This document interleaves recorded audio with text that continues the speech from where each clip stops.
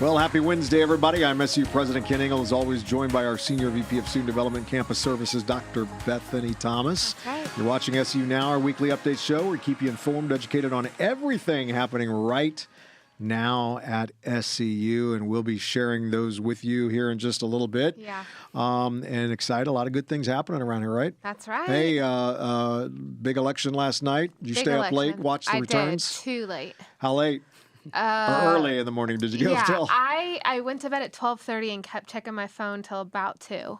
Okay, well, What about think you? I went to bed about 2. Yes. I didn't want to go to bed till I thought I had a final result. Sure. And by then it was a final result, and Great. I could sleep a little bit better. But Yep. I had to get back up at 6, so didn't have a lot of sleep. But Yeah, we'll sleep it was on the weekend. great election. But today we have a very special episode Yeah. planned. We'll be talking to one of our very own students, Antonio Ancaya, who just recently published an amazing book on political philosophy entitled Awaken, The Rise of the Populist. Yeah. And Antonio, welcome to the show. Thank you for having me. Yeah, man. We've been trying to get you on the show and look forward to it, and excited that you're finally here. Yeah. So let's dive right in. Antonio, why don't you kick us off by telling a little bit about yourself? What brought you actually to SCU, and what are you studying here? We kind of mentioned it a little bit, but Great Yeah. question. Okay, so I was actually born in Honduras, Yes. and my father was actually in the military, and that's how we were able to immigrate here. I came here in 2006 when I was around 3 years old. Wow. Yeah, I grew up here in Polk County, actually, in Lake Wales, which Okay. is Yeah. about a 40-minute drive not up too from far. here. Yeah. So I grew up through the charter school system there, and I did the International Baccalaureate program at Wow. Lake Wales High School. Yeah. And then actually coming to SCU was sort of a last-minute decision because when I was in high school, I was still trying to figure out where I wanted to go and sort of my financial situation. And so I was finally able to come here, actually. And I came here also for cross-country because Wow. I Yes. run cross-country and Right. track. And then I just fell in love with the community here. Yeah. It's such a wonderful community. That's Yeah. awesome. And what are you studying? I'm studying international business, actually, with a Wow. minor in political science. Okay. And what year are you? I am a senior. Wow. Graduating in graduating April? in April. Okay, that's amazing. So what inspired you to write a book on political philosophy? Have you always been passionate about this topic? Yes, so I've always liked history and philosophy, and so as with a lot of young Gen Zers, Sure. I got my inspiration from the internet, online actually. And so my curiosity would always lead me to ask questions about, life and philosophy and politics. And that led me to a YouTuber, actually. His name was Gonzalo Lira. Now, Gonzalo Lira, he was a very interesting individual. He grew up in Chile during the Salvador Allende and the Augusto Pinochet dictatorships. So both of them.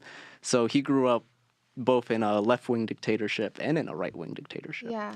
And so he actually studied philosophy at Dartmouth Wow. after he graduated his secondary school. And he went on to go to Los Angeles. He actually wrote novels about spy thrillers, that sort of thing, out in Hollywood. And then he ended up doing some business ventures. And then he ended up actually moving to Ukraine back in 2015. So this was when I was entering middle school. And he started posting videos on YouTube just about philosophy and life, just giving general life advice. And he also, I'm blinking here. That's okay. I'm sorry. That's okay. You're talking about why you're passionate about the topic and why you wrote on Yes. it.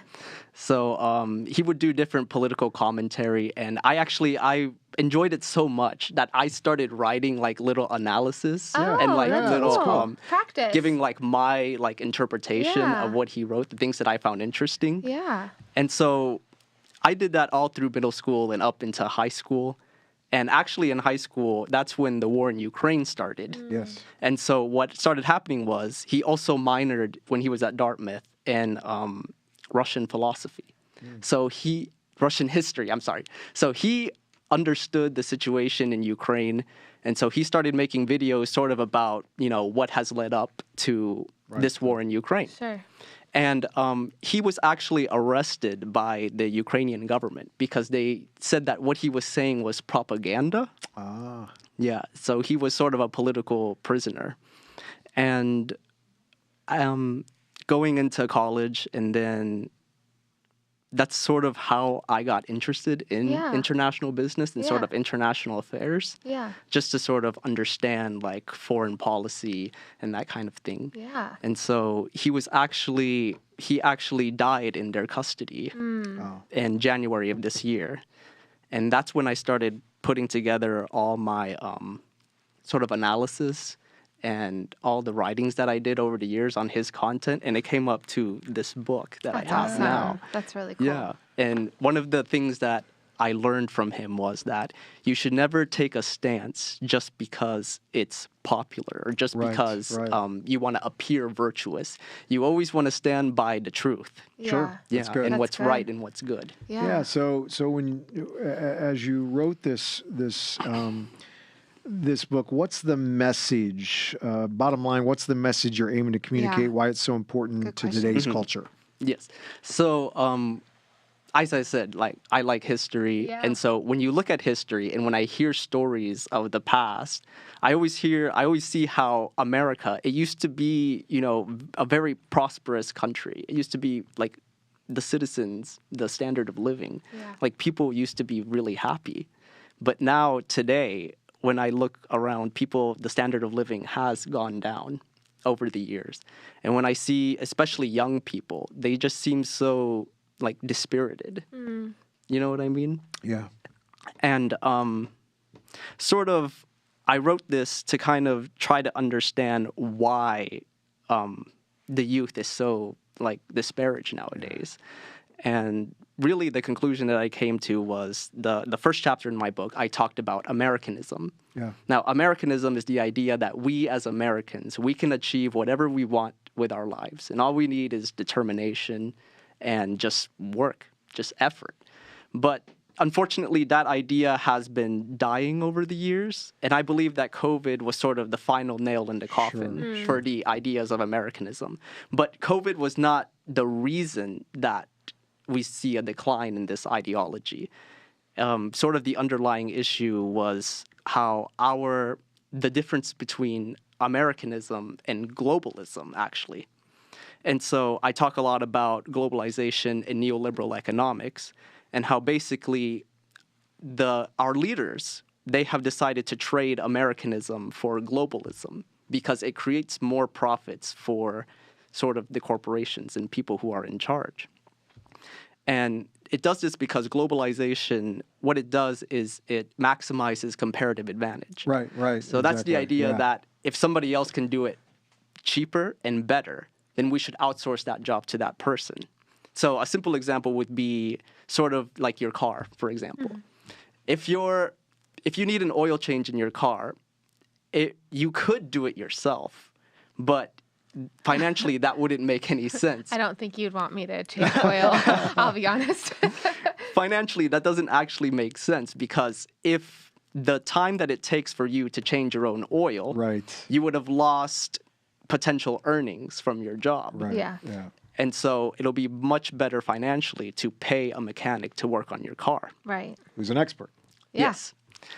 That's comparative advantage simplified. Now, on a macro level, sort of our business leaders, our politicians, ever since, I want to say, around the 1970s, they started thinking to themselves, why would we pay an American worker an American wage when we can outsource the job to someone in China or India for much cheaper labor?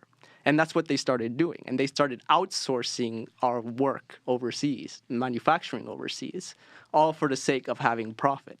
Now, that creates a lot of problems, and it bleeds into every aspect Right. of society. Sure. Because then you have American workers who are displaced, and now they have to take jobs in the service economy where, they're lower paying. And you can't really ask somebody who's been working, 40 years in manufacturing, just learn how to code and just get a new job. Sure. That's really not feasible for them. Yeah. And so these Americans who are displaced, these American workers, they see their quality of life decrease, and they see like their communities and their societies just sort of decay because all of our jobs are moving overseas. Yeah. And it's not just blue collar manufacturing jobs. It's now happening at the upper level as well, in upper management. And so, what does that do to a country's identity, a country's... Sure. Because, like, if we're not producing anything, then what exactly is our identity? Yeah. You see what I'm trying to say? Yeah, absolutely. So- and we actually have a president that would like a newly elected president. newly elected president. would like to change some of that, and and I think definitely has a policy and plan to do such thing. And obviously, being here at Southeastern, we're a faith-based university that gets to integrate how important it is to have faith in this journey, and that God has a plan ultimately to provide that kind of hope and satisfaction and drive that allows us to fulfill divine destiny, if you will, at what works in, so that's so powerful, but great book, and great what you're talking about. It's so important to understand that. Yes, and that's actually sort of the conclusion that I came in my book, is that we need to return to, Americanism, having more jobs here, and looking out for our citizens. And where could our listeners find your book? It's actually on Amazon. Oh, that's amazing. Yes. And great. I can't wait. It's a really pretty book. It looks I great, love that doesn't book, it? and so I would encourage people to pick it up. And we're excited about your future, and as you head out graduation, and we'll see what God's got for you, and the doors He's going to open up for you. But grateful to have you on this show. Last question, real quick. What do you write? What's next after graduation? You know exactly yet what you're going to do? Yes. So I have an idea. I think that where I'm very much called to is, in Washington, D.C., working in like a think tank that promotes America First ideology. Yeah, absolutely. Well, I may have some connections that might help you there. So your future is bright. Be glad to come alongside. So that's wonderful. Well, thank you again for joining us today and letting us know about this amazing book that you've written. And we're grateful that all of our students do things like this, and we want to make sure we showcase them and show them how we are grateful for them. So, so let's talk about the top three things. Let's go. Our Fire women's volleyball team will be playing Warner University on the home court tonight, 7 p.m. Be sure to head out to the Furnace and cheer them on. I believe it's tomorrow night, November 7th. The School of Music will present their Fall Jazz Ensemble concert, 7 p.m. Bush Chapel. Everyone is invited to come out and enjoy the free night of music from our incredibly talented students. And then a celebration will be held. The third thing, a celebration will be held for our first generation college students this Friday, November 8th, from 10 a.m. to 2 p.m. on El Prado. The whole community is welcome to stop by, enjoy a variety of activities, chance to win lots of prizes, and there will also be a scholarship given away. You don't want to miss that.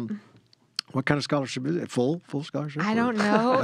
It's a full scholarship. I was going to say, if it's a full scholarship, you better get out there. Significant scholarship. You don't want to miss that event. Students, but it's great. Again, I want to thank everybody for joining us today. Thank you again, Antonio, for taking time to be on the show. And it's a blessing, again, to hear about your passion for preserving our civil liberties as Americans and to create a better way of life for everyone. And I know that you're going to bring a lot of good awareness to that topic. As usual, keep up with the latest SEU news, updates online. Follow us on social media at SEU University, at Ken_Engel, and at Bethany T. Thomas. Hope you all have an amazing day and a good rest of the week. We'll look forward to connecting with you again on SEU Now next Wednesday. Take care, everybody.